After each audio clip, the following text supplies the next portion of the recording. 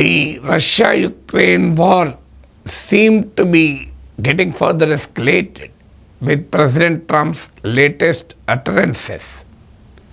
The Financial Times reported that Trump asked Zelensky, "Can you attack Moscow if I give you the long-range missiles?" Zelensky immediately replied, "Yes, if you give the missiles, I can even attack Moscow." So this conversation has raised more fears of a further escalation. However, Russia simply dismissed them. So the Russian former president and advisor to Putin, Dmitry Medvedev, said Russia doesn't care.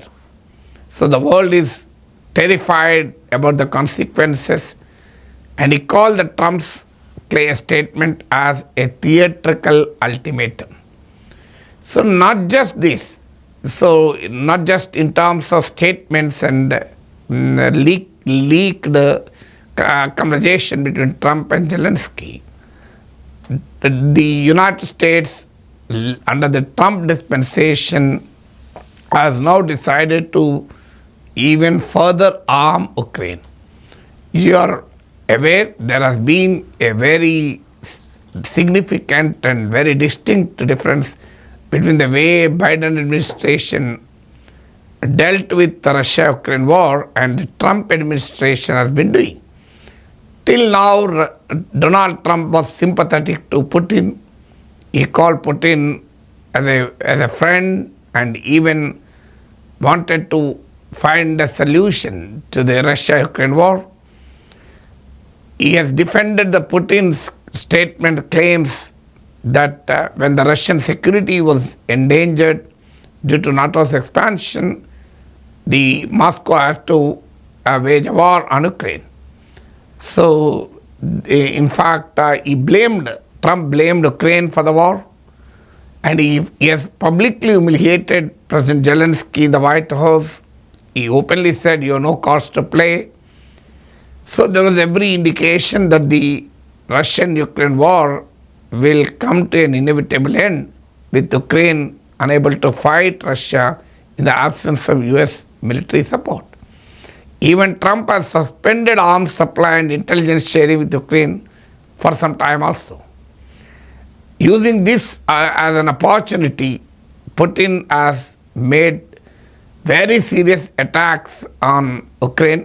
Russian army attacked Ukraine in a much more fierce manner, thanks to the United States not forthcoming with military help to Ukraine. But this is the story till recently. Now President Trump has announced that US is sending arms to NATO, and NATO will in turn send these arms to Ukraine. Already President Trump announced the shipment of Patriot missiles. This is an air defense similar to S-400 which we have used.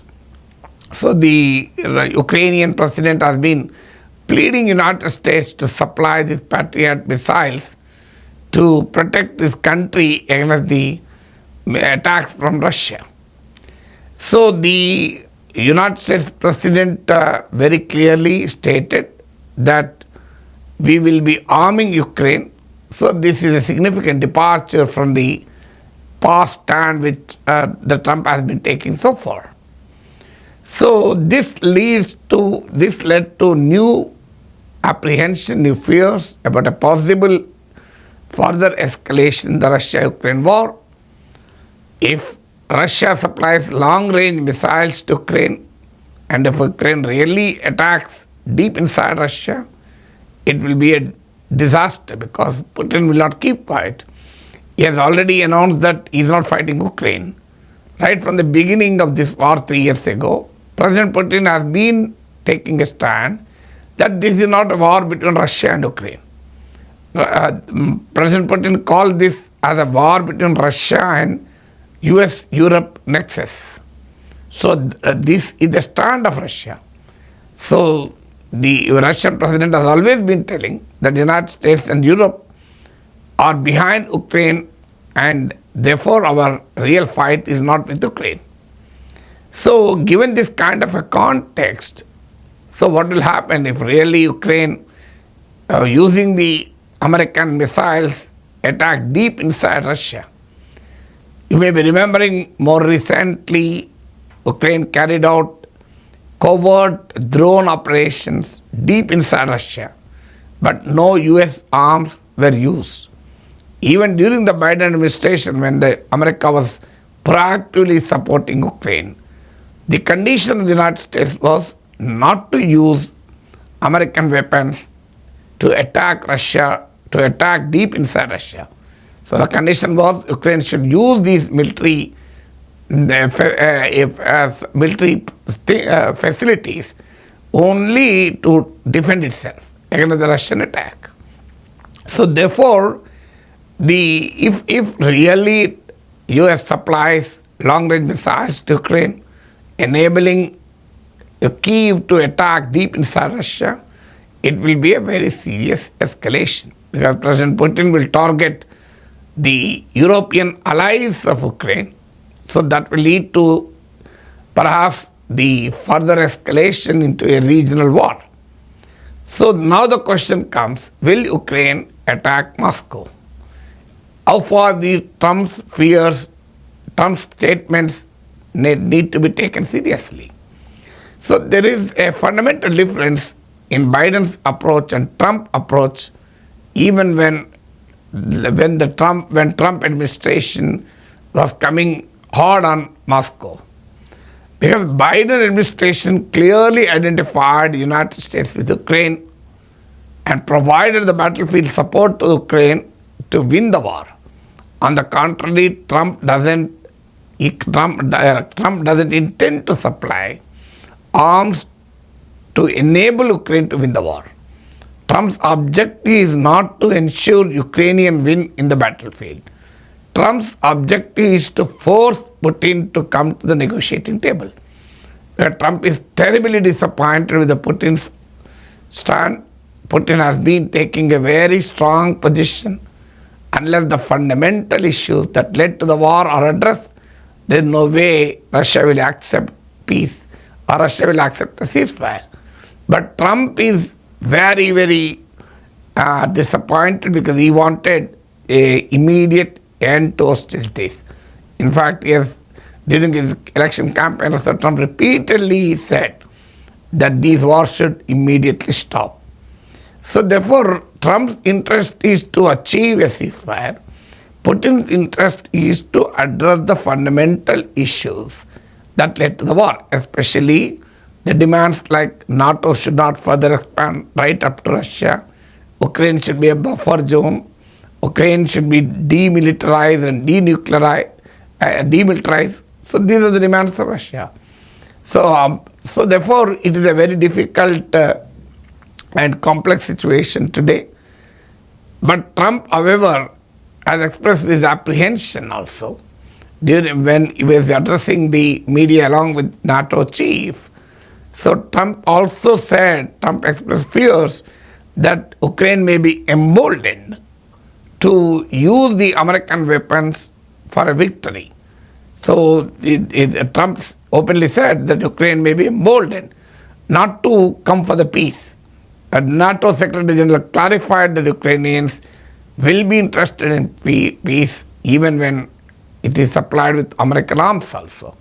So Trump, as a part of his maximum pressure tactics, is now renewing arms supply to Ukraine. He's not renewing arms supply to Ukraine to defeat Russia in the battlefield. So there's a fundamental difference between Biden administration's approach and Trump administration's approach. So we have seen in regard to Iran too, Trump has used the maximum pressure tactics. He started with sanctions. Finally, he has attacked Iranian nuclear facilities. Amidst US-Iran talks, now he is talking about a peace deal with Iran. So he wanted a similar tactics to be played here. So United States has already imposed a lot of sanctions on Russia. There are about 20,000 sanctions on Russia.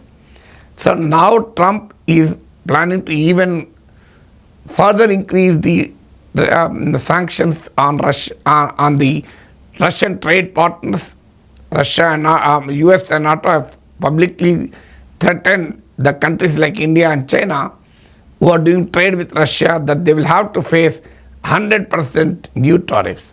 So this will seriously jeopardize the Russian economic and business interest. They are called secondary sanctions.